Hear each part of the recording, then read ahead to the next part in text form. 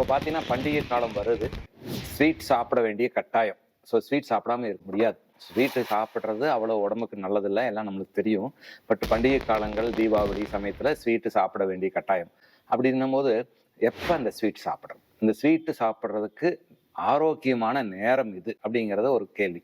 Sweet சாப்பிட மிக உகந்த நேரம், கரெக்டான நேரம் என்னன்னா, காலையில பிரேக்ஃபாஸ்ட்டுக்கு அப்புறம் அந்த ஸ்வீட் சாப்பிட்டோம்னா, காலை நேரங்களில் நம்ம உடம்போட மெட்டபாலிசம் ஜாஸ்தி, இன்சுலின் சென்சிட்டிவிட்டி ஜாஸ்தி. இப்போ ஸ்வீட் சாப்பிட்டா அப்சார்வ் ஆகிற சுகர் உடனடியாக உபயோகப்படுவதற்கான வாய்ப்பு அதிகம். ஸோ காலை உணவுக்கு அப்புறம் அந்த ஸ்வீட் சாப்பிட்றது மிக மிக நல்லது. அப்படி இல்லைன்னா மதிய உணவுக்கு முன்னாடி இல்லை மதிய உணவோட சேர்த்தியும் அது சாப்பிடலாம். ஏன்னா மதிய உணவோட நம்ம அதிகமாக ஃபைபரும் புரோட்டீனும் ஃபேட்டும் இருந்துச்சுன்னா சுகரோட அப்சார்ப்ஷன் குறையும்.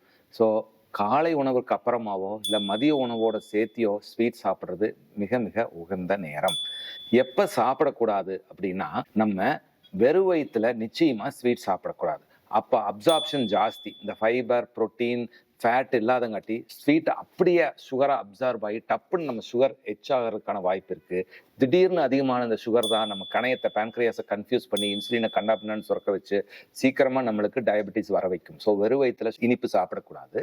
அடுத்தது, இரவு சாப்பிட்ட பின்ன தூங்குறதுக்கு முன்னால முக்கியமா இந்த இனிப்பு சாப்பிடக்கூடாது. ஏன்னா இரவுல சாப்பிட்ற இனிப்பானது ஃபேட்டா மாறி ஒருத்தருக்கு உடல் பருமன் அதிகமாகிறதுக்கும் டயபெட்டிஸ் வருவதற்கும் மிக மிக முக்கியமான காரணமாகுது. ஸோ லேட் நைட்டு கண்டிப்பாக ஸ்வீட் சாப்பிடக்கூடாது.